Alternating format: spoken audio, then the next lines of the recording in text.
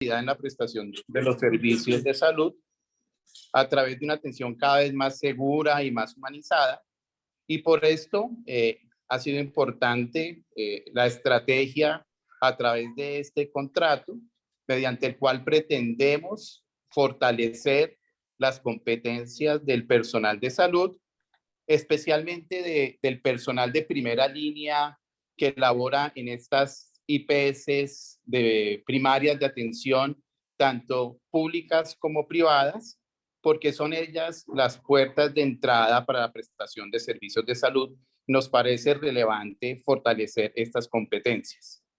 Estos documentos, que son 13 documentos, ¿cierto?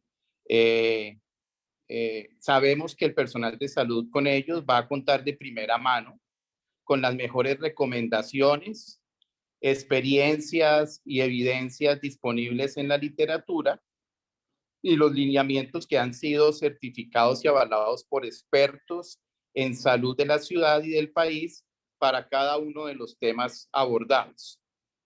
Sabemos de antemano que ellos van a garantizar mejorar esas atenciones tanto individuales como colectivas en los diferentes entornos y esperando así con esto poder satisfacer las necesidades de salud de los usuarios, ¿cierto?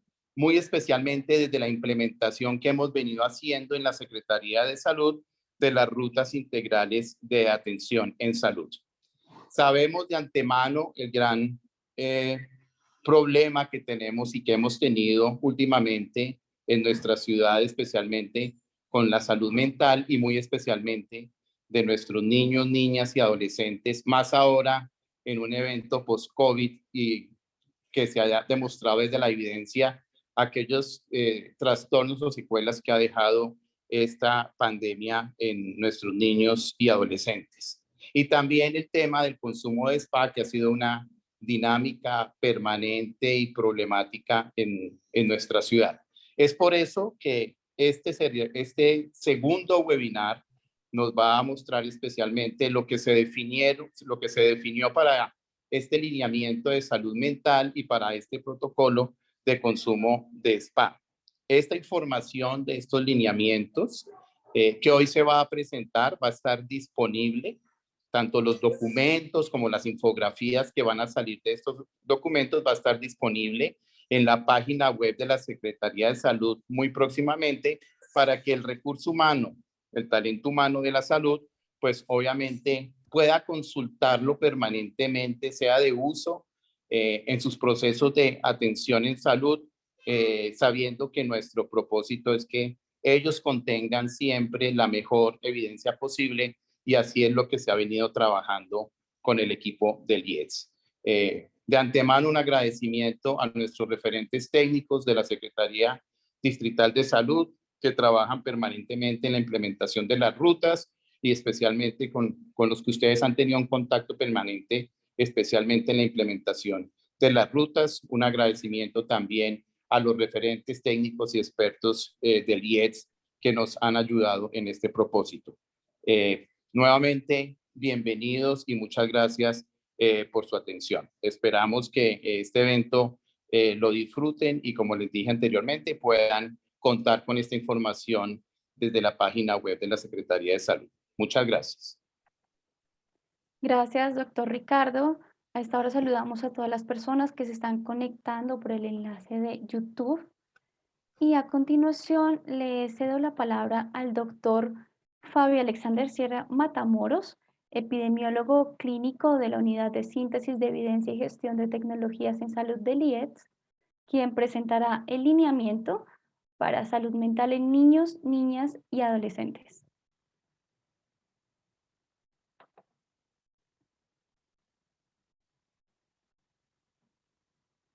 Doctor Fabio. Sí, señora. Muchas gracias, Ana María. Buenas tardes a todos los que nos están escuchando. Muchísimas gracias por su participación. A continuación, entonces, procederemos con la presentación del primer lineamiento, que es el de orientación clínica para la valoración inicial y abordaje terapéutico de niños, niñas y adolescentes con afecciones en salud mental.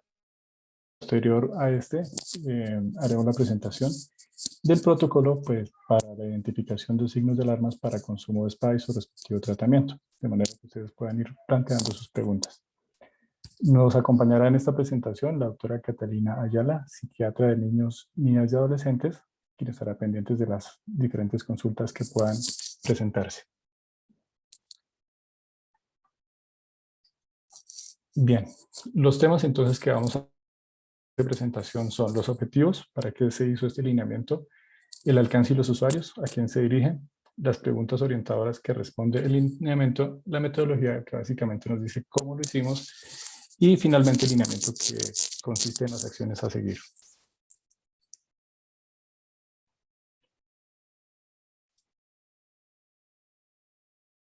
Ustedes me confirman por favor si se proyecta la presentación, ¿se está proyectando? No, Fabio, aún no. No, señor, todavía no.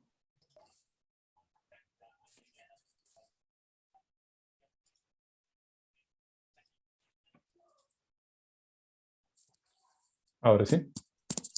Sí. Ahora sí. Muchas gracias.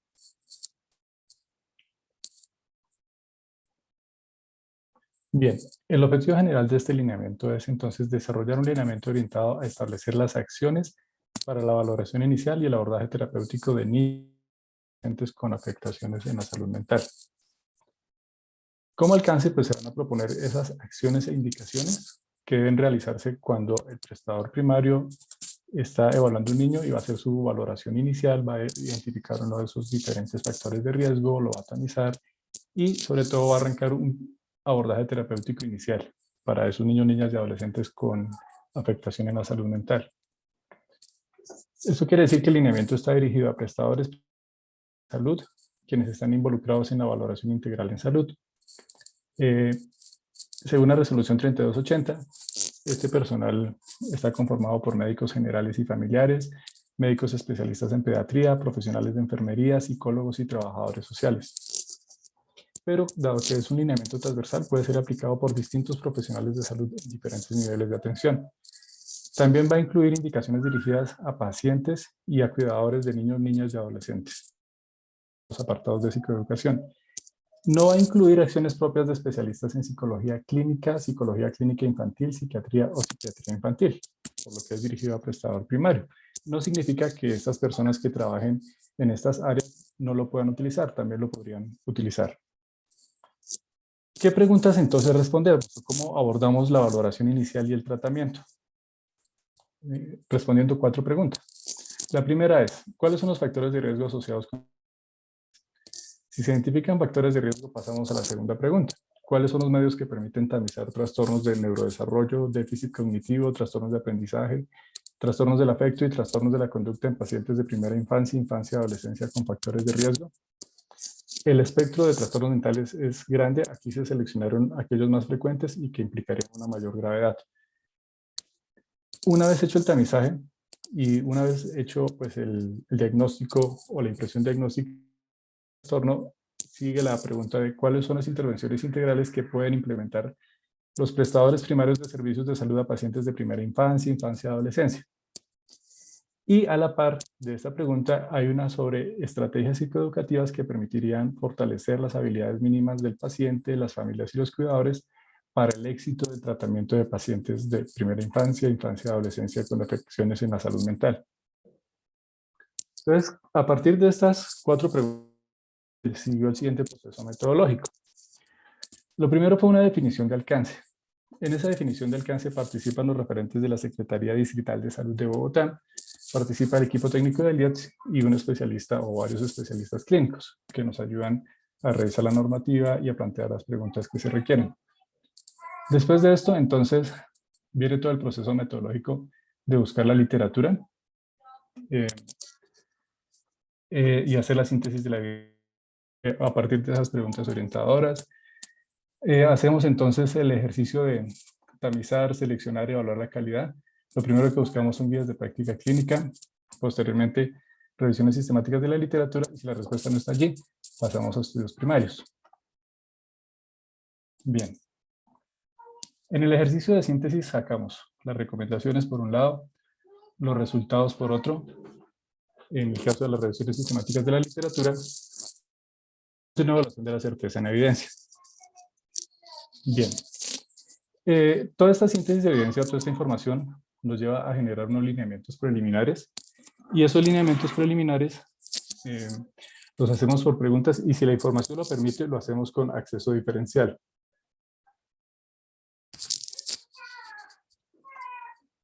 Este enfoque diferencial y la participación pues, del especialista clínico nos va a ayudar a hacer el ejercicio de visualizar la evidencia.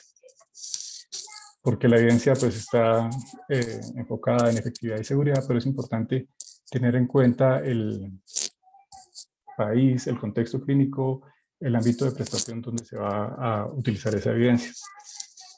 Con esos lineamientos preliminares hacemos un consenso formal con actores, y en ese consenso formal se hacen ajustes, puede haber discrepancias, etcétera, pero finalmente se llega a un grado de acuerdo respaldado por un...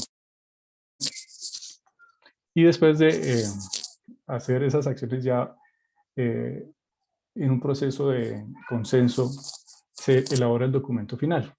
Pero en todo el proceso, está marcado aquí en verde, pues hay una participación de los referentes de la Secretaría Distrital de Salud y el experto clínico, quienes hacen el papel de auditoría y de revisión del ejercicio. Ustedes pueden ver el icono donde hay una participación de especialistas clínicos y de actores, muy probablemente en definición de alcance y en el consenso formal con actores, y pues ahora en la socialización final.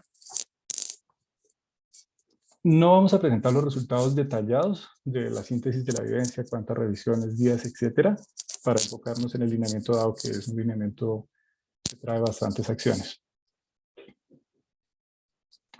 Entonces, finalmente, vamos a plantearnos cuáles son las acciones a seguir. Recordemos la primera pregunta. Hace referencia a los factores de riesgo asociados con afecciones mentales en niños, niñas y adolescentes.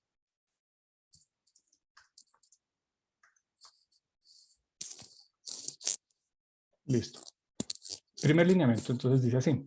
Se debe indagar sobre los siguientes factores de riesgo para afecciones en salud mental en niños, niñas y adolescentes. En este caso lo dividimos por grupos de edad.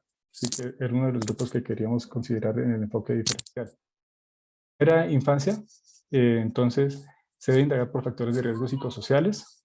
Aquí se presentan los que se encontraban en la literatura.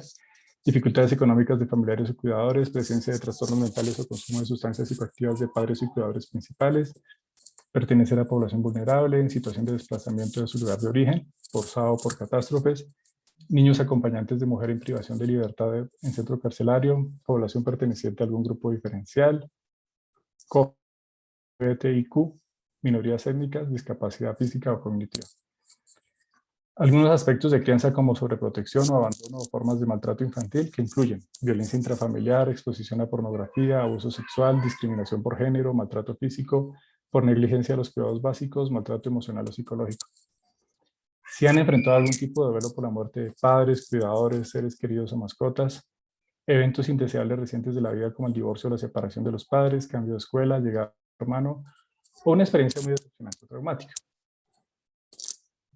En infancia, hablamos de los 6 a los 11 años, aparte de estos factores de riesgo antes mencionados o los aspectos de crianza o se han enfrentado a duelo o situaciones, también aparecerían como factores de riesgo dificultades reiterativas o persistentes para afrontar los problemas. Tabaquismo, consumo de alcohol u otras sustancias psicoactivas, y si en los entornos escolares está ocurriendo cualquier tipo de violencia como intimidación o acoso entre iguales o agresiones con o sin armas.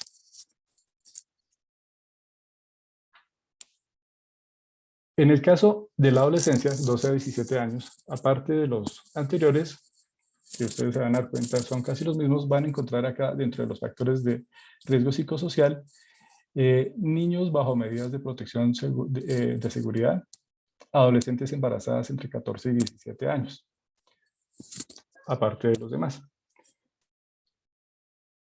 Lineamiento que estaría pues guiando al profesional de salud sobre cuáles son los factores que tiene que indagar o buscar en el momento de estar haciendo su valoración. Ahora, ante el hallazgo de uno o más factores, pues retiro acá se sugiere atención por psicólogo o trabajador social de atención primaria. El perfil de riesgo debe registrarse en la historia clínica de los niños, niñas y adolescentes. Si se encuentra un factor de riesgo específico, que lo veremos a partir del punto 4, se debe hacer tamización específica para ese trastorno. Este lineamiento, como ustedes lo van a ver ya publicado, va a tener una serie de cajas que se dividen en dos: consideraciones adicionales y cajas de herramientas. Las consideraciones adicionales llaman la atención sobre algo que ya está escrito, por ejemplo, en la normativa o en algún tipo de guía del país. Entonces le van a orientar al profesional sobre las acciones a seguir ya establecidas en el país. En este caso, de riesgo, es importante derivar a las rutas integrales de atención respectivas, como la de problemas y trastornos mentales y epilepsia, la de población y riesgo de víctima de violencias en el conflicto armado, la de población con riesgo de presencia de trastornos asociados al de sustancias psicoactivas. Listo. De aquí en adelante vamos a presentar unos factores de riesgo ya por tipo de trastorno como los encontramos en la literatura. Entonces, para déficit de atención con hiperactividad, indagar si las siguientes condiciones están presentes: niños nacidos pretérmino, institucionalizados, diagnosticados con trastorno opositor desafiante, diagnosticados con trastorno de conducta o con trastornos del estado de ánimo, presencia de familiar cercano diagnosticado con TDAH, antecedente patológico personal de epilepsia, trastornos de neurodesarrollo, de aprendizaje o por tics, antecedentes de abuso de sustancias psicoactivas, reportados por el Sistema de Justicia Juvenil, antecedente patológico personal de lesión cerebral adquirida. En el caso de conducta alimentaria, indagar en los niños, niñas y adolescentes que al examen físico se evidencia no progresión de la talla o cambios abruptos en el peso, la inconformidad de ellos con su figura o cambios en la alimentación con la intención de perder peso. Bien, entonces, realizado la búsqueda del factor de riesgo identificado, pasaremos a la siguiente pregunta de alineamiento. ¿Cuáles son los medios que permiten tamizar trastornos del neurodesarrollo, trastornos de aprendizaje, trastornos de afecto y trastornos de conducta en pacientes de primera infancia, infancia y adolescencia con factores de riesgo? Para todos los trastornos, si se sospecha alguno de los siguientes trastornos, como en sus padres o cuidadores, en los casos en los que aplique, se pueden emplear escalas validadas como medio de tamización. Ahora, en el caso de los trastornos de ansiedad, se puede o se debe por signos y síntomas de alarma. Por ejemplo, irritabilidad, cambio en actividades sociales o escolares, timidez, hiperactividad, malestares de tipo gastrointestinal, respiratorio, autolesiones, dificultad para poner atención, concentrarse y tomar decisiones, regresiones en el desarrollo, problemas de sueño, como los que se mencionan acá, insomnio, sonambulismo, despertares nocturnos, preocupación excesiva por el rendimiento escolar, deportivo y de su propia familia, temor a conocer gente nueva, al rechazo de sus amigos y a estar lejos de sus figuras representativas, ya sean los padres o cuidadores. Se podrán emplear también en este caso de trastornos de ansiedad cuestionarios de psicopatología general para la tamización de comorbilidades psiquiátricas. En los trastornos de conducta, descartar que el comportamiento agresivo, autolesión, lesión a otros, ausentismo, conducta desafiante, conductas delictivas, inestabilidad emocional ante determinadas situaciones pueda deberse al uso de sustancias psicoactivas que puedan provocar estos síntomas. En el caso de la conducta suicida, indagar sobre la red de apoyo y si es efectiva o no esa red de apoyo. Preguntar sobre síntomas específicos como desesperanza, ansiedad, agitación e ideación suicida, antecedentes de intentos así como eventos estresantes, pérdidas de seres queridos, pareja, eventos como el divorcio de los padres o cambio de cuidadores, establecer en su estado de ánimo, además de dejar de realizar actividades de su gusto y presentar aislamiento social y disponibilidad de métodos autolesivos, fácil acceso a armas de fuego, objetos cortantes, medicamentos, sustancias tóxicas u otros elementos que puedan representar riesgo. Hay que preguntar directamente por la intención de suicidio, ya sea como plan estructurado o como ideación, y en caso de evidenciarla, remitir a urgencias de psiquiatría. En el caso de dificultades en el aprendizaje, si se identifican factores de riesgo, para realizar una detección temprana de estos trastornos, se puede solicitar a la institución educativa un informe de evaluación psicopedagógica, no exclusivamente cuando los niños, niñas o adolescentes presenten bajo rendimiento escolar. De considerarse necesario, se recomienda la realización de pruebas cognitivas como instrumento de diagnóstico temprano, teniendo en cuenta que la aplicación de estas en un lapso menor a 12 meses puede afectar la validez de los resultados. En conducta alimentaria, va a recomendar en el lineamiento realizar tamización de los trastornos de conducta en niños, niñas y adolescentes que presenten signos o síntomas al momento de la anamnesis y el examen físico. Se pueden emplear instrumentos de detección para complementar la tamización y pues para hacer la remisión de manera inmediata. La tamización debe realizarse en estos niños, niñas y adolescentes con riesgo de emaciación grave, índice de masa corporal o peso corporal inusualmente bajo sin aumento de la conformidad con la figura, antecedentes de prácticas alimentarias restrictivas, si la familia o cuidadores informan de un cambio en el comportamiento alimentario o aislamiento social, particularmente en sustancias que involucran alimentos, presencia de trastornos menstruales u otros trastornos endocrinos asociados con el bajo peso o distorsión de la imagen corporal, síntomas gastrointestinales inexplicables, signos físicos de desnutrición o comportamientos compensatorios, desgaste dental atípico, como lo pueden leer.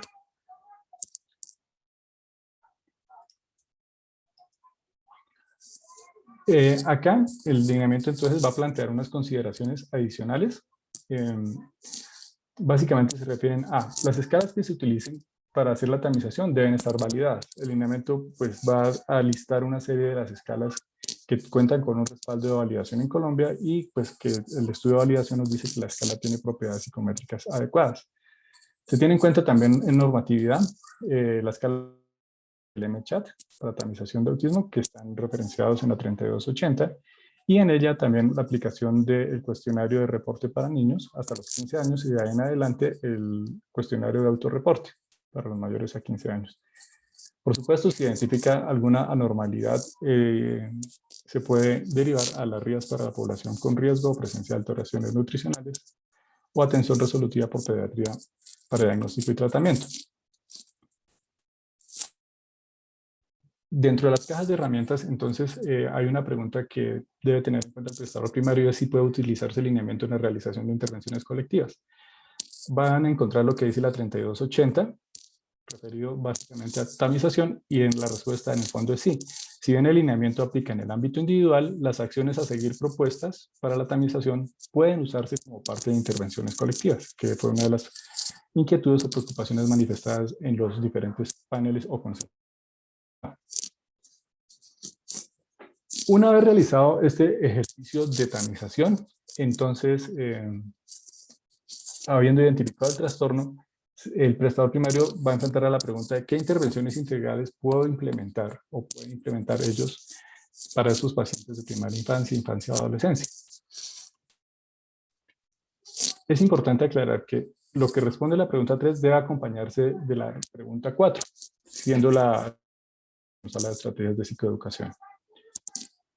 Entonces, para todos los trastornos, si los niños están recibiendo ya tratamiento farmacológico, hay que hacer seguimiento y registrar en la historia clínica cualquier evento adverso, si se presenta o no. Orientar a los cuidadores y padres acerca de la importancia de su participación activa en el tratamiento. No iniciar tratamiento farmacológico en el primer nivel de atención.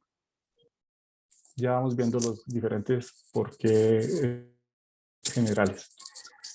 Cuando hablamos de trastornos del espectro autista, neurodesarrollo y problemas de conducta, no se debe realizar el diagnóstico inicial del trastorno del espectro autista o neurodesarrollo, ni iniciar la medicación en estos primeros niveles de atención. Hay que remitir a especialista para que él realice este proceso. Para el tratamiento no farmacológico se debe seguir el protocolo del espectro autista publicado por el Ministerio de Salud. No iniciar tratamiento farmacológico en el primer nivel de atención. Si se profesional en salud mental, en este nivel, en estos prestadores primarios, se debe hacer entrenamiento a los padres en habilidades para comunicación efectiva y orientar frente a signos de alarma para consultar en instituciones especializadas o por manejo prioritario. Hay una consideración adicional y es el protocolo clínico para diagnóstico, tratamiento y ruta de atención integral para el espectro autista, que lo pueden consultar los profesionales de salud, y aquí se indica que el diagnóstico se hace por un grupo interdisciplinario y quienes lo conformarán. En los trastornos de ansiedad, si el equipo cuenta con el profesional en salud mental, debe ofrecer a los niños, niñas y adolescentes alguna intervención de orientación cognitivo-conductual, terapia de juego, resolución de problemas, psicodinámica o de apoyo, e integrar a los padres y cuidadores. Estas intervenciones de orientación cognitivo-conductual se refieren a aprendizaje en técnicas de relajación, modificación de respuestas fisiológicas, regulación emocional. Proporcionar a los niños, niñas y adolescentes con problemas de sueño o sus acudientes recomendaciones de higiene del sueño y medidas no farmacológicas para mejorar el sueño.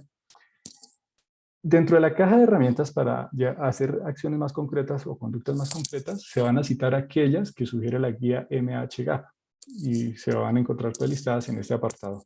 Mencionaría algunas para que ustedes como lectores lo puedan revisar luego. Abordar situaciones estresantes en el entorno familiar o circunstancias adversas. Alentar la práctica de actividades físicas regulares.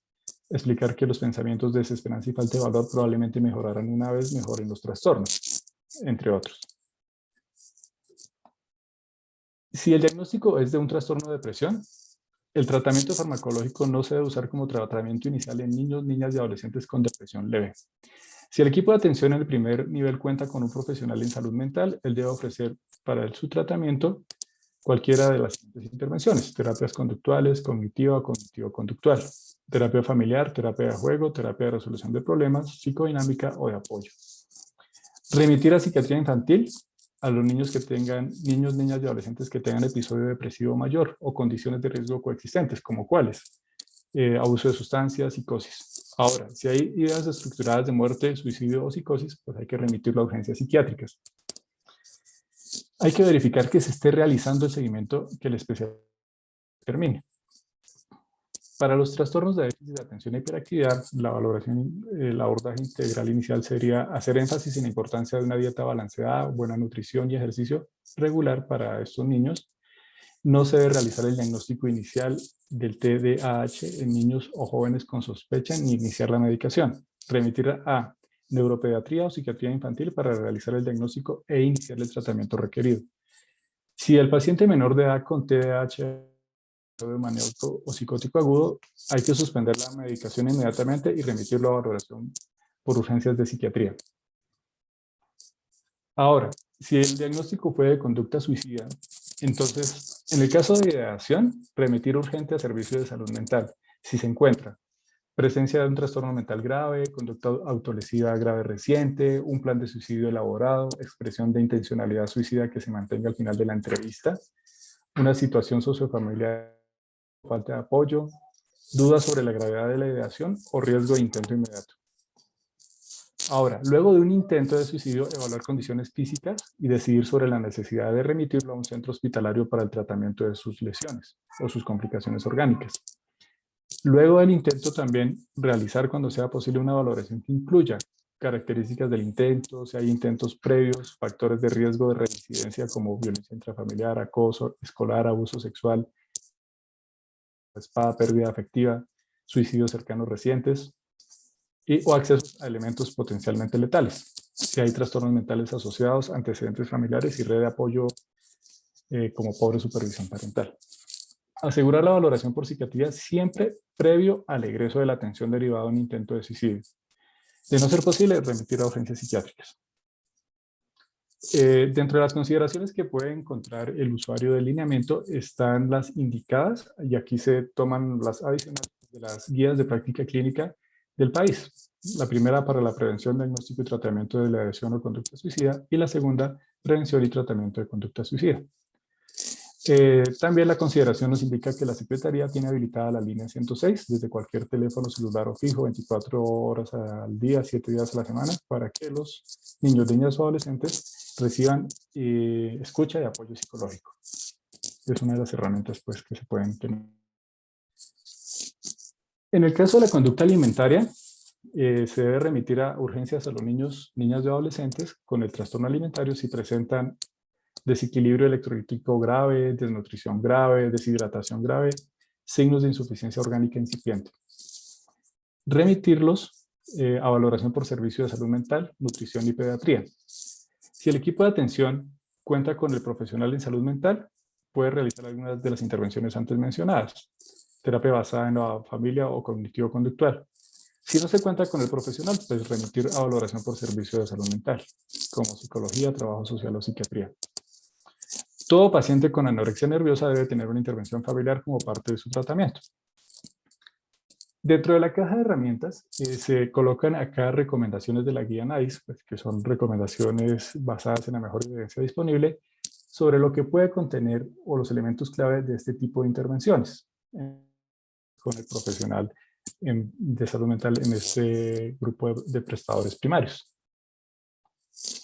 Para la conducta alimentaria, todo paciente con anorexia o bulimia nerviosa debe ser remitido para valoración nutricional completa. Una vez se logre el control de síntomas agudos, hay que continuar el seguimiento e intervención en prevención de recaídas, reestructuración cognitiva, emocional, habilidades sociales, imagen corporal y autoconcepto. Para los adolescentes con el trastorno alimentario que necesitan para restablecer el equilibrio de electrolitos, se debe ofrecer por vía oral a menos que la persona tenga problemas con la producción gastrointestinal o que la alteración de electrolitos sea grave. Orientar a los niños, niñas y adolescentes con estos trastornos y sus familiares o cuidadores sobre los riesgos de conductas alimentarias inadecuadas y las acciones para corregirlas.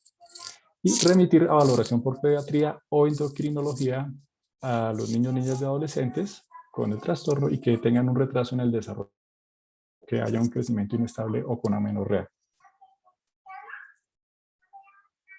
El control mínimo para un paciente con anorexia o bulimia sin riesgo vital debe incluir peso o índice de masa corporal, presión arterial, análisis de sangre pertinentes, problemas en el funcionamiento diario, evaluación del riesgo relacionado con salud física y mental, el eco para personas con conductas de purga o cambios significativos de peso, discusión de las opciones de tratamiento. La frecuencia de esas consultas pues, va a depender de la estabilidad o peso o índice de masa corporal y de los hallazgos clínicos y paraclínicos. En el tratamiento de la anorexia nerviosa, ofrecer recomendaciones que permitan a la persona alcanzar un peso corporal e índice de masa corporal saludable para su edad, pues ese es un objetivo clave para apoyar los cambios también psicológicos, físicos y por supuesto mejorar la calidad de vida.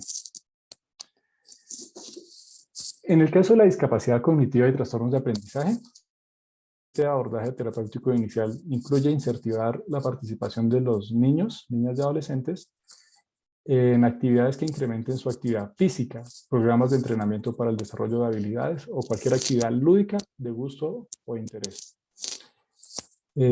Remitir a servicio de terapia ocupacional, terapia de lenguaje, psicología y neuropsicología cuando se requiera o cuando lo necesite. Incentivarlos a la educación escolar en una institución acorde con diagnóstico o grado de discapacidad y que cuente con los ajustes razonables que se requieran. Dentro de la caja de herramientas que puede utilizar el profesional de salud están algunas de las acciones sugeridas por la guía MHGAP para que ellos tengan a la mano en el momento de la consulta o la entrevista inicial herramientas para poder ejecutar. También dentro de la caja de herramientas se incluyen las acciones que está sugiriendo para el diagnóstico, tratamiento y ruta de atención integral en niños con trastornos del espectro autista, que es el recomendado por el Ministerio de Salud. Hasta acá hemos abordado entonces, encontramos el factor de riesgo, hacemos la tamización e iniciamos una acción integral o abordaje terapéutico integral. Ahora, hay que acompañarlo entonces de estrategias psicoeducativas. ¿Para qué? Para que permitan fortalecer las habilidades del paciente y cuidadores para el éxito del tratamiento. Entonces, ¿cuáles acciones recomendamos en el lineamiento? En general, concientizar a los padres de los niños y adolescentes sobre la importancia de su participación en el tratamiento de los hijos, involucrándoles para asegurar el manejo efectivo del tratamiento y de las intervenciones. Segundo, proporcionar información sobre la enfermedad y su tratamiento, expectativas y posibles eventos adversos. Asegurarse que los niños, niñas, adolescentes, cuidadores lo entiendan. Entonces hay que tener en cuenta características como la edad, formación, etnia e idioma que nos van a decir cuál es el lenguaje que se debe emplear. Promover en los padres y cuidadores el desarrollo de factores de protección, como el autocontrol, relaciones seguras con los cuidadores y habilidades sociales para promover la resolución de problemas. Sensibilizar a los padres, cuidadores sobre serias consecuencias del maltrato infantil o cualquier tipo de violencia durante la crianza. Si el equipo cuenta con el profesional en salud mental, Este debe garantizar que las intervenciones por psicología, trabajo social o enfermería especializada en salud mental incluyan módulos de psicoeducación y que esta intervención esté fácilmente disponible para los niños que están en riesgo. Uno muy importante es eliminar tabúes y estigmas sobre el suicidio, los trastornos mentales y la búsqueda de ayuda en pacientes, pacientes, padres y cuidadores de niños, niñas y adolescentes. Si usted considera relevante como usuario de alineamiento dar recomendaciones sobre la crianza, hay una caja de herramientas de las que sugiere la guía MHGAPA. Ahora, en el caso de trastornos de conducta, hay un lineamiento específico que nos dice hacer recomendaciones sobre el funcionamiento familiar centrándose en estimular a los padres para que refuercen conductas positivas en lugar de responder a las negativas, como una estrategia para mejorar el comportamiento. Sensibilizar a los padres y cuidadores sobre las consecuencias serias que trae el maltrato infantil o cualquier tipo de violencia durante la crianza. Hay unas recomendaciones en la caja de herramientas de la guía de MHGAP para mejorar el funcionamiento familiar y el comportamiento. En el caso de trastornos de alimentación, la psicoeducación entonces nos dice que en estos pacientes hay que ofrecerla referida a los riesgos de una alimentación inadecuada, el uso de laxantes o diuréticos con intención de perder peso y en higiene oral. En conducta suicida, brindar información adecuada que cumpla con las normatividades vigentes de la OMS, la OPS, en cuanto a comportamientos relacionados con el suicidio, enfermedades mentales asociadas con esos comportamientos, signos y síntomas a tener en cuenta y consejos sobre cómo dar respuestas. Recomendar a los padres y cuidadores controlar el acceso de los niños, niñas y adolescentes a determinados foros y blogs en Internet con contenido inapropiado. Como ya mencionamos la OPS, la la consideración adicional que trae el lineamiento es la normatividad o las indicaciones que nos da la OMS. Y con esto, entonces, completamos la serie de acciones que constituirían este lineamiento para la valoración inicial y abordaje terapéutico integral de niños, niñas y adolescentes con afecciones de salud mental.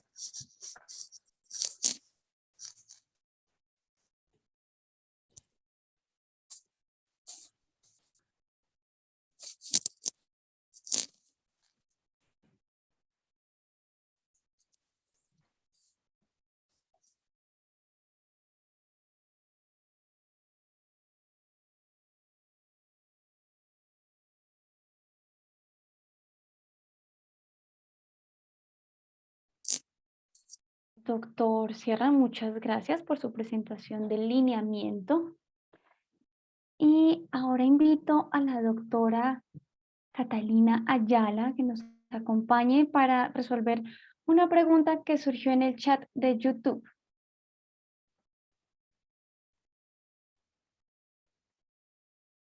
Por supuesto, buenas noches. Buenas noches, doctora. En el chat nos preguntan, ¿cuál es la indicación para tratar farmacológicamente a un adolescente con depresión? Bueno, digamos que hay que recordar que esto es una guía, unos lineamientos para la atención primaria y en atención primaria, como lo acabamos de exponer, no se recomienda que desde esta consulta se inicie un manejo farmacológico, pero en general, un poco como para conocimiento del público que nos acompaña, los casos de depresión leve son de manejo no farmacológico, estratégico en términos de psicoterapia, psicoeducación y todos los lineamientos que acabamos de decir son completamente válidos y a partir de depresión moderada a grave, se debe entonces realizar todo lo que vimos, todo lo no farmacológico y adicionalmente en la consulta del psiquiatra se determina si requiere o no un manejo farmacológico. Los antidepresivos en niños tienen pues algunas consideraciones que son propias de psiquiatría, riesgos y efectos adversos y por eso la recomendación a nivel internacional es que sea un psiquiatra el que formule estos antidepresivos. Gracias, doctora Ayala, médica cirujana, especialista en psiquiatría de infancia y adolescencia del IEDS. Invito a todas las personas que se están conectando a YouTube que nos envíen todas sus preguntas por el chat. Mientras tanto, les doy la palabra al doctor Juan Camilo Vargas, jefe de síntesis de la evidencia y gestión de tecnologías en salud de el IEDS, para que nos presente el siguiente lineamiento.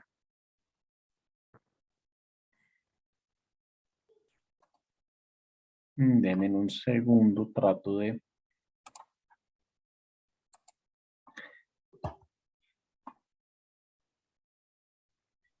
¿Ven mi pantalla? Sí, la pantalla se ve.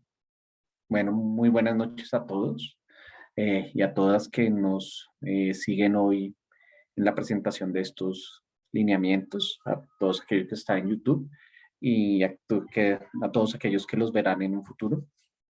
Les voy a presentar a ustedes el protocolo para identificar los signos de alarma emocionales, cognitivos y físicos asociados al consumo de sustancias psicoactivas en la atención de pacientes en IPS primarias de nuestra ciudad de Bogotá.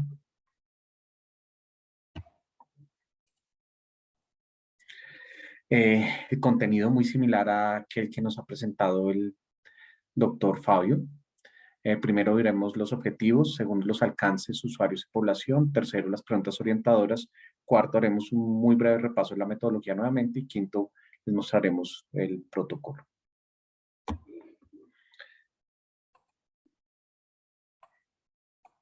El objetivo general del presente trabajo fue desarrollar un protocolo para la identificación de factores de riesgos asociados al consumo de sustancias psicoactivas en población beneficiaria de atención primaria en salud en cada momento y curso de vida, que permite una gestión oportuna del riesgo de trastornos por el uso de las sustancias psicoactivas y con un enfoque diferencial en la medida de lo posible en la población que se identifica como LGTBI, grupos étnicos especiales, habitantes de calle, migrantes, víctimas del conflicto armado, personas quienes ejercen actividad sexual paga, gestantes y discapacitados.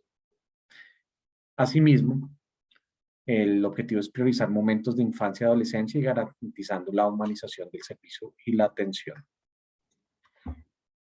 El alcance del presente protocolo permite establecer el nivel de riesgo de esta población por medio del proceso de tamización y de acuerdo con los resultados obtenidos se direcciona hacia las rutas integrales de atención en salud, bien sea para población con riesgo, trastornos mentales, el comportamiento o bien sea las rutas específicas para sustancias psicoactivas. Los usuarios del presente proyecto son los profesionales en salud no especializados en salud mental, quienes trabajan en todos los regímenes de asociación presentes en Bogotá y principalmente en los primeros niveles. ¿Qué poblaciones tuvimos en cuenta? Las poblaciones en los diferentes momentos del curso de vida con una mayor probabilidad de uso de sustancias psicoactivas, poblaciones con diversidad de identidad de género y orientación sexual, con mayor probabilidad de uso de sustancias psicoactivas, la población con trastornos mentales previos con mayor probabilidad de uso de sustancias psicoactivas, población migrante irregular, pendular, con mayor probabilidad de uso de sustancias psicoactivas, habitantes víctimas del conflicto armado con mayor probabilidad de uso de sustancias psicoactivas, habitantes del distrito que habitan en la calle, la población con diferentes pertenencias étnicas con mayor probabilidad de uso de sustancias psicoactivas, población que ejerce la actividad paga con mayor probabilidad de sustancias de usos psicoactivos, población de madres gestantes con mayor probabilidad de uso de sustancias psicoactivas y población con discapacidad con mayor probabilidad de uso de sustancias psicoactivas. Nuestro protocolo siguió las siguientes preguntas orientadoras. La primera, ¿cuál es la población de los diferentes momentos del curso de vida con mayor riesgo de consumo de sustancias psicoactivas debido a sus condiciones personales, sociales, culturales y que podría afectar su funcionamiento cognitivo, emocional, físico u otros?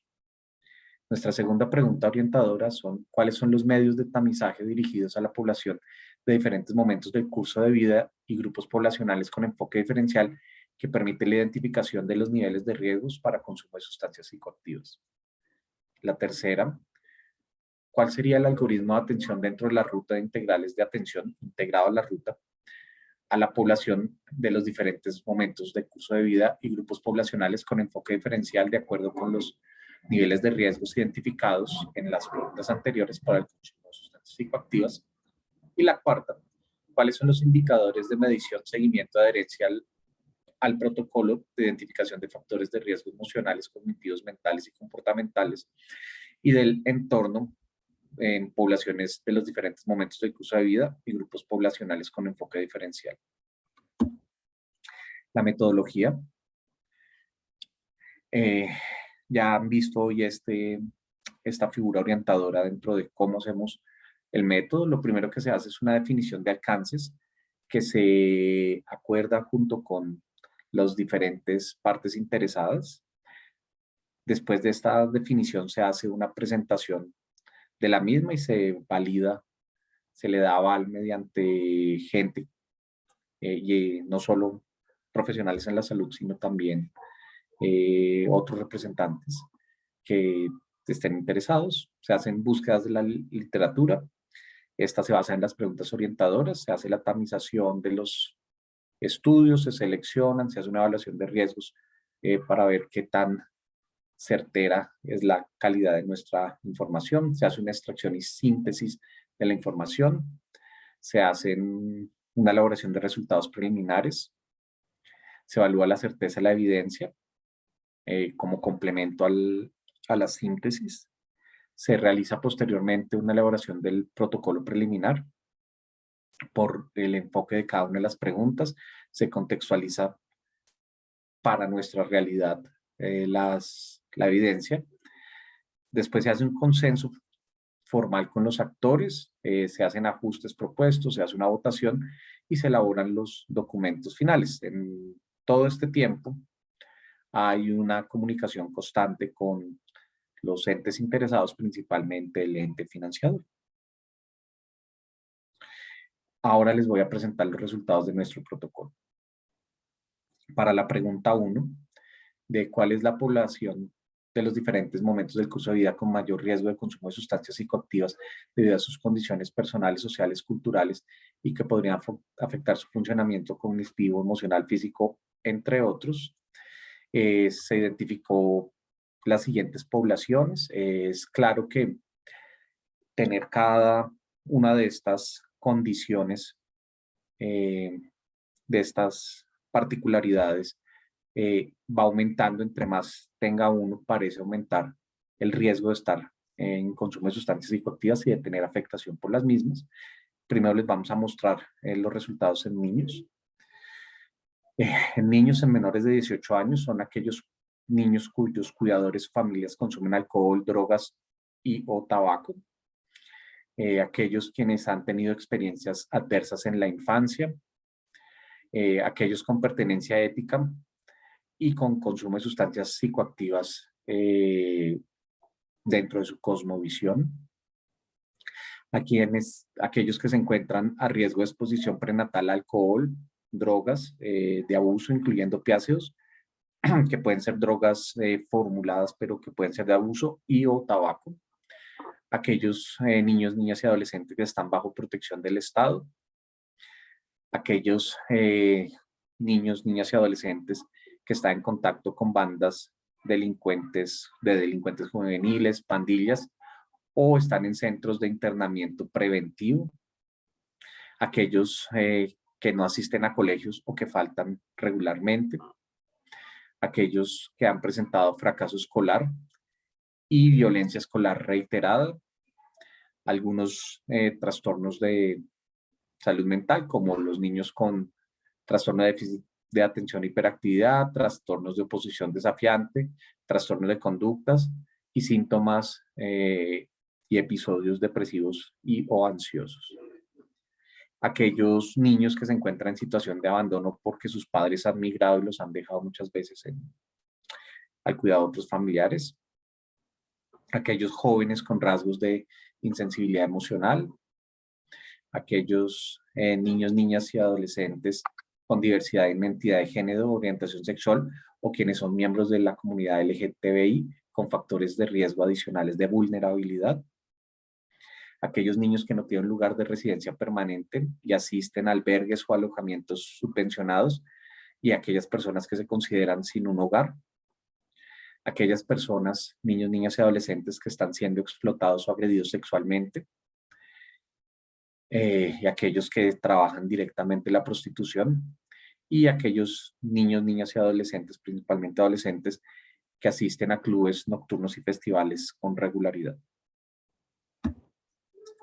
En la población mayor de 18 años, tenemos aquellas personas que están desempleados o aquellos que no estudian ni trabajan, aquellos que tienen rasgos de ira, aquellos que tienen diversidad en identidad de género, orientación sexual, práctica sexual, o que se consideran miembros de la comunidad LGTBI con factores adicionales de vulnerabilidad, aquellos que tienen diagnósticos previos de trastornos o problemas de salud mental, incluyendo síndrome de cuidador o personas que han tenido duelos que no han logrado resolverse, aquellos que no tienen lugar de residencia permanente y asisten a albergues o alojamientos subvencionados y las personas que se consideran sin hogar, aquellas personas que están siendo explotadas o agredidas sexualmente y las personas involucradas en actividad sexual paga, aquellos que van con regularidad a clubes nocturnos y festivales,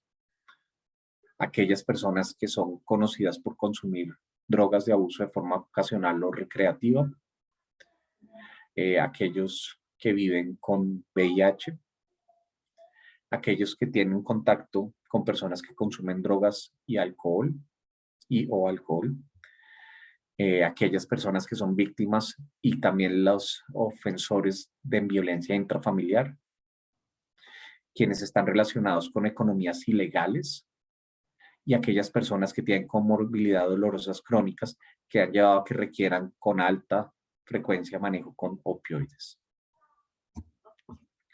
Respecto a la segunda pregunta, que consiste en cuáles son los medios de tamizaje dirigidos a la población de diferentes momentos del curso de vida y grupos poblacionales con enfoque diferencial que permiten la identificación de los niveles de riesgo para el consumo de SPA. Tenemos también esto de acuerdo a los diferentes cursos de vida, principalmente niños, niñas, adolescentes y en el otro grupo adultos. Se sugiere realizar la detección de posible consumo perjudicial o dependencia de alcohol y otras drogas usando los instrumentos que están ya establecidos dentro de las rutas integrales de atención en salud y el modelo de atención integral para el trastorno de uso de sustancias psicoactivas en Colombia. Estos instrumentos son el CRAFT, el AUDIT, el POSIT y el ASIS, según la población y el escenario. Y dentro de las actividades regulares de salud dirigidas a este grupo de edad, se recomienda realizar la detención de patrones de consumo, incluyendo consumo de riesgo. El CRAFT sería 1 o más, AUDIT 8 a 15 puntos, y de consumo de bajo riesgo en caso de alcohol, CRAFT 0, AUDIT 0 a 7, a personas menores de 18 años. En el caso de menores de 18 años, cualquier consumo debe realizarse intervención breve. En este caso, la intervención breve consiste en al menos una entrevista motivacional destinada a ayudar a las personas a modificar sus hábitos. En el caso de no consumo de alcohol o drogas, se debe entregar información que ayude a prevenir caer en el consumo de alcohol y drogas. En el caso de menores de 18 años, se debe realizar una intervención breve. En el caso de cualquier consumo de sustancias psicoactivas y alcohol, y se deben eliminar las barreras de atención. En el caso de mayores de 18 años, se realiza la detección de posible consumo perjudicial o dependencia del alcohol y otras drogas usando los instrumentos dentro de la ruta integral de atención. En este caso serían principalmente el AUDIT y el ASIS. En la entrevista clínica se debe indagar específicamente por la frecuencia y cantidad de consumo de alcohol en los últimos 30 días. En el caso antecedente de consumo de alcohol, se debe aplicar el cuestionario AUDIT-C para identificar el consumo de riesgo. En aquellos adultos que identificamos un resultado positivo mediante el AUDIT-C, que es mayor o igual a 4 puntos, se debe aplicar el cuestionario AUDIT completo para identificar a los pacientes con consumo de riesgo o dependencia de alcohol. Cuando se realiza el tamizaje en las pruebas AUDIT o ASIS, se acompaña de una intervención breve y también se deben evaluar las barreras de atención. Aquí tenemos casos especiales de nuestra población. Se sugiere que todas las mujeres y todas las personas que se identifican con la comunidad LGTBI deben ser tamizadas en embarazo, independiente de si se identifican como hombres o como mujeres.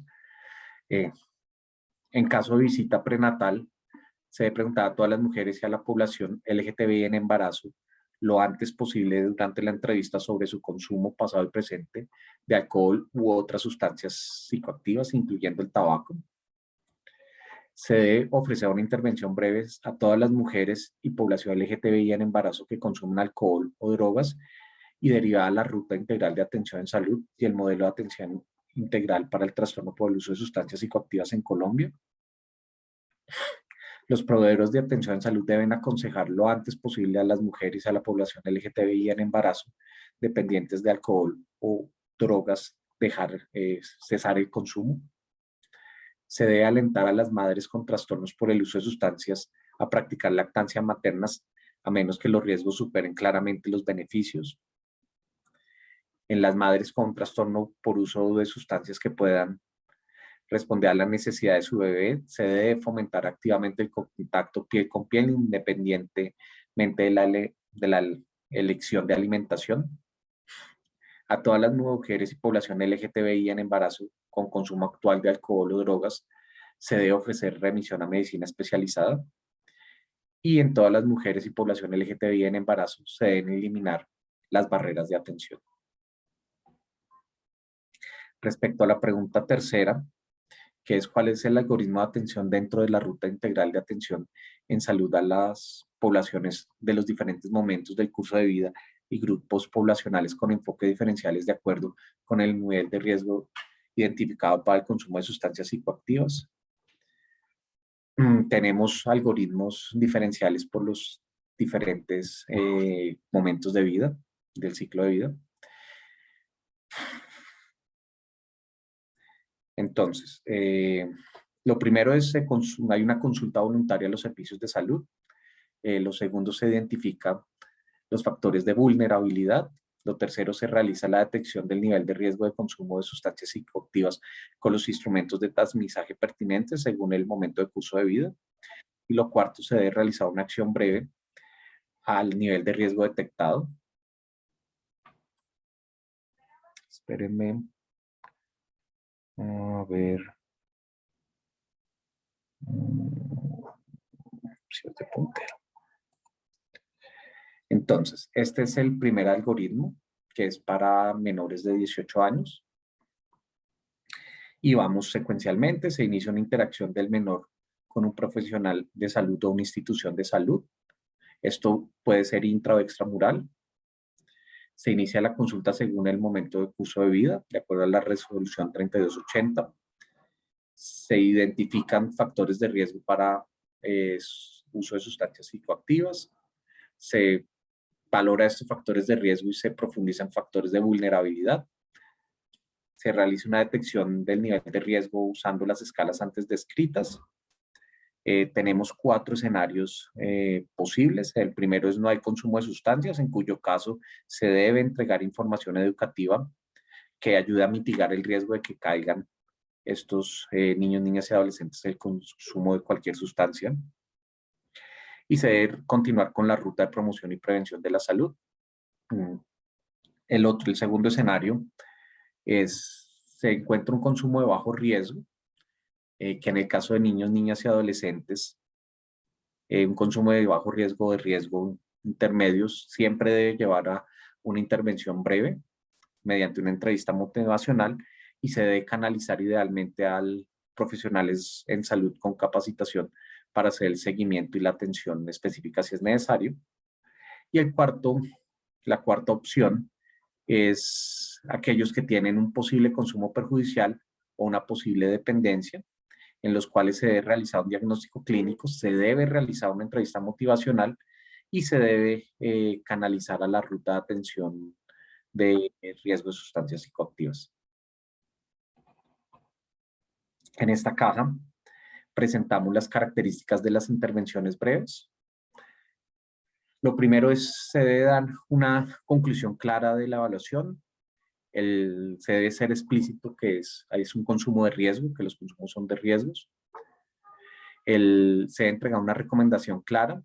Se debe bajar el consumo de la sustancia psicoactiva del alcohol y disminuir sus riesgos. Se debe entregar material educativo al usuario. Se debe invitar al niño, niña, adolescente a definir metas claras y cumplibles para disminuir el consumo de alcohol y sustancias psicoactivas.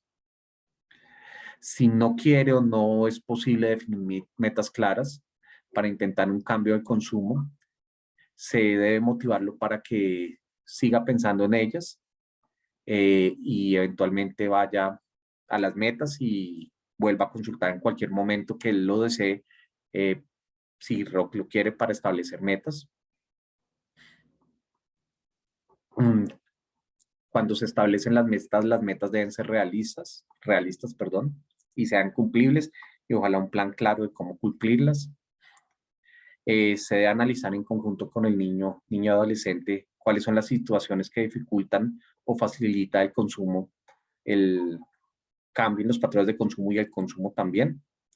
Se debe explicar que el cambio puede ser difícil, que va a haber baches, que no es fácil, pero no significa que sea imposible. Y se debe estar abierto que en cualquier momento puede volver a consultarle. Idealmente se debería asignar inmediatamente una nueva sesión.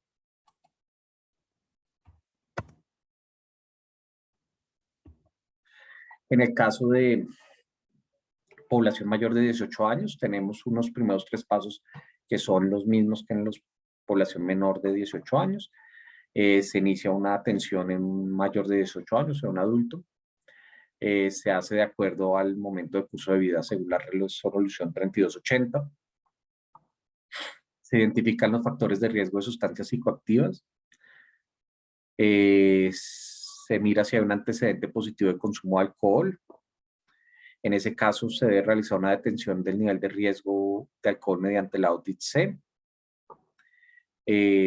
Aquí tenemos varias opciones. Entonces, si el audit C es entre 0 y 3, no hay consumo de sustancias y se debe proceder a hacer la entrega de la información y se canaliza al usuario a la ruta de prevención y promoción. Si el audit C es mayor de 4, mayor o igual a 4, se canaliza a hacer el audit completo del ASIS.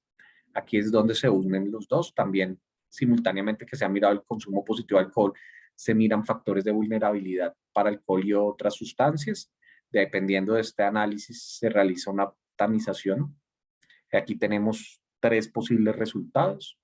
Si el consumo es de bajo riesgo, se debe brindar una intervención mínima de hasta 10 minutos, preventiva y entrega de información.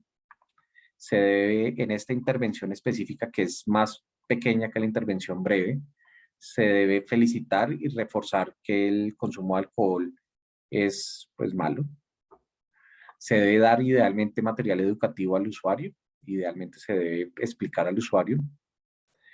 Y si hay consumo de alcohol, se debe recomendar al usuario mantener los niveles lo más bajo posible, tanto diarios como semanales.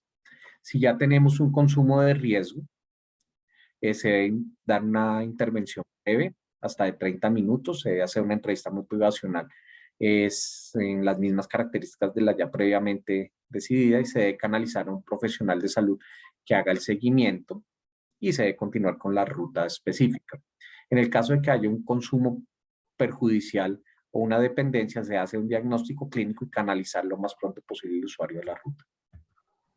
Y en el caso especial de las gestantes y mujeres gestantes y población LGTBI en embarazo, se debe iniciar la atención de acuerdo al protocolo, se debe iniciar una consulta de acuerdo al momento del curso de vida, de acuerdo a la resolución 3280. Se deben identificar factores de riesgo para consumo de cualquier sustancia psicoactiva, incluyendo alcohol. Se debe profundizar en los valores de vulnerabilidad. Si no hay consumo, se debe entregar información educativa y canalizar a la ruta de promoción y prevención y obviamente seguir posiblemente con los controles prenatales. En el caso de que haya consumo de bajo riesgo, al igual que en los niños, se considera todo consumo en esta población debe ser ya una intervención breve de hasta 30 minutos con las características ya definidas y canalizar a seguimiento específico. En el caso que ya haya, son muy similares, bajo riesgo y riesgo mediano. Si ya hay un consumo perjudicial o una dependencia, se hace el diagnóstico clínico y se debe canalizar a la ruta de atención especializada con la mayor brevedad posible. Respecto a la cuarta pregunta, que es cuáles son los indicadores de medición, seguimiento de adherencia al protocolo de identificación de factores de riesgo emocionales, cognitivos, mentales, comportamentales, físicos y del entorno en población de los diferentes momentos del curso de vida y grupos poblacionales con enfoque diferencial. Se crearon indicadores, se usaron la información disponible en las consultas de atención.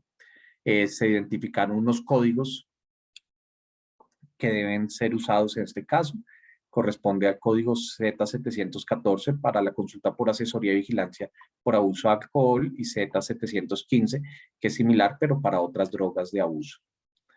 Y se debe hacer una remisión con un código específico del CUPS, que es una actividad educativa en temas de salud realizado a un paciente por un médico general, que corresponde al 990201 para las intervenciones breves que permita rastrearlo.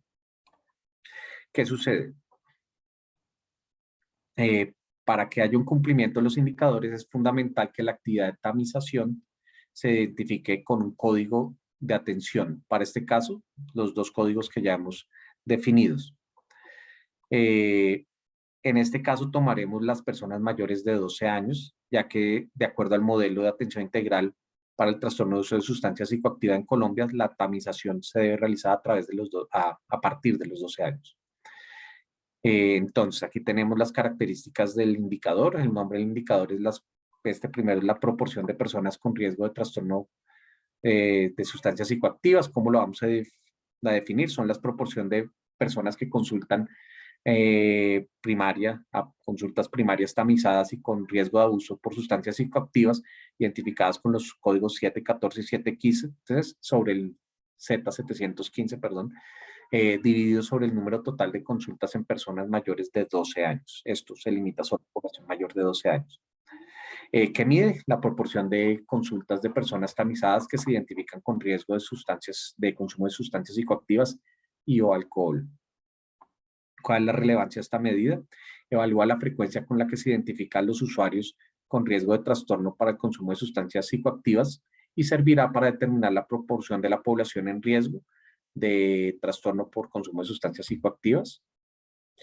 La definición operativa del indicador es la proporción de la cantidad de consultas identificadas bajo los códigos Z714 y Z715 sobre el total de consultas.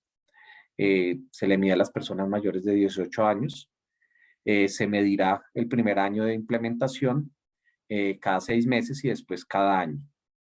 Y es una proporción, o sea, se muestra en el número por cada 100. El segundo indicador sigue una estructura similar y se calculará, es con el número de personas identificadas en consulta primarias con estos dos códigos, remitidas a intervención breve con el código CUPS, que son los códigos 9902, sobre el número total de consultas de personas mayores de 12 años atendidas con el código 714 y 715. ¿Cuál es el objetivo en este? Es fundamental que la actividad de tamización que la identificamos con estos dos códigos resulte en una intervención breve que nos asegure que se hizo la primera parte e idealmente se haya remitido al usuario a la ruta como se ha especificado. El nombre del indicador es el mismo, es el número de consultas de personas identificadas con riesgo de trastorno de sustancias psicoactivas orientadas a un proceso de intervención. Es una proporción entre el número de personas que fueron tamizadas identificadas con los códigos ya descritos y que fueron remitidas o que se les realizó una intervención breve. ¿Qué mide? La frecuencia de consultas de personas atendidas en una intervención breve posterior a la identificación del riesgo de consumo de sustancias psicoactivas. ¿Cuál es la relevancia? La frecuencia de consultas de intervención breve después de identificar el riesgo de consumo de sustancias psicoactivas mide la adherencia al protocolo y al algoritmo de atención por parte de los prestadores. ¿Cómo se define el indicador? Como ya lo hemos especificado. Se le va a medir a todas las personas mayores de 12 años que fueron atendidas e identificadas mediante los códigos Z714 o Z715. Es cada cuánto se medirá. El primer año cada 6 meses y el segundo año una vez al año. El segundo año en adelante, y es también una proporción. Esto es el lineamiento, el protocolo de sustancias psicoactivas. Les agradezco a todos. Gracias, doctor Vargas. Ahora le voy a formular unas preguntas que nos han llegado por YouTube. Entonces, por favor, explíquenos la diferencia entre lineamiento y protocolo. Por un lado, el doctor Sierra nos presentaba el lineamiento para la salud mental y de otra parte, usted nos acaba de presentar el protocolo para identificar los signos de alarma asociados al consumo de spa. Sí, digamos que hay diferentes métodos que podemos usar, que la mayor parte de las veces son complementarios y que nos permiten realizar acciones ligeramente diferentes. En general, los lineamientos hacen referencia a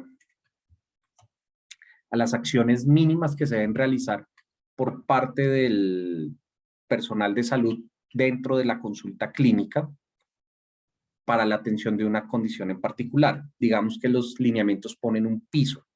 Esto es lo mínimo que alguien identificado con esta condición se le debería ofrecer. En cambio, los protocolos son un poco diferentes, porque los protocolos no solo involucran esta parte del mínimo, que no son los mínimos, pero lo que mide el protocolo es cómo debería ser el movimiento inicial del usuario. Es decir, no solo la atención por el primer proveedor de servicios de salud, sino cómo debe canalizarse. Esa es la diferencia fundamental entre un lineamiento y un protocolo, pero inicial. Ya si tenemos un protocolo muy largo y grande, eso ya cambia de nombre, son las RIAs, que son en realidad unos sistemas de todo el movimiento a través de todo el sistema. Pero aquí es cómo se debe desplazar inicialmente y cómo se debe canalizar inicialmente el usuario. Muy bien. Una segunda pregunta. ¿Cómo podríamos identificar esos factores de riesgo que usted mencionaba en la presentación? Idealmente deben preguntarse específicamente. Una de las primeras barreras que se debe eliminar es la barrera, y esto hace parte de la atención cuando hay una interacción con los usuarios, niños, niñas, adolescentes o adultos, por cualquier motivo. Es ideal que siempre se empiece a indagar estos factores de riesgo, se debe perder el miedo a preguntarlos directamente, porque es algo que es parte de lo que debemos recoger idealmente en las historias clínicas. Estos factores de vulnerabilidad, más que factores de riesgo, son sumativos. Es entendible que si uno tiene un factor de estos, no necesariamente tiene un consumo, no tiene un riesgo necesariamente más aumentado, pero a medida que uno va sumando estos factores, va teniendo mayor vulnerabilidad, y idealmente ante cualquier duda se debe interrogar al usuario acerca del consumo y se deben realizar las escalas de tamización. Y una última pregunta. ¿Este protocolo también aplica para las personas que consumen cigarrillos electrónicos? Sí, idealmente sí. La diferencia entre el consumo de cigarrillo normal y cigarrillo electrónico es más la combustión, pero recordemos que desde el punto de vista de riesgo de abuso, ambos tienen riesgo de abuso. La pregunta podría incluso extenderse a este protocolo. Se debe aplicar a otras situaciones, como tenemos que estar preparados, es decir, vamos a bajar el nivel de riesgo ahora que estamos en una sociedad más tolerante al consumo de cannabis y todo esto.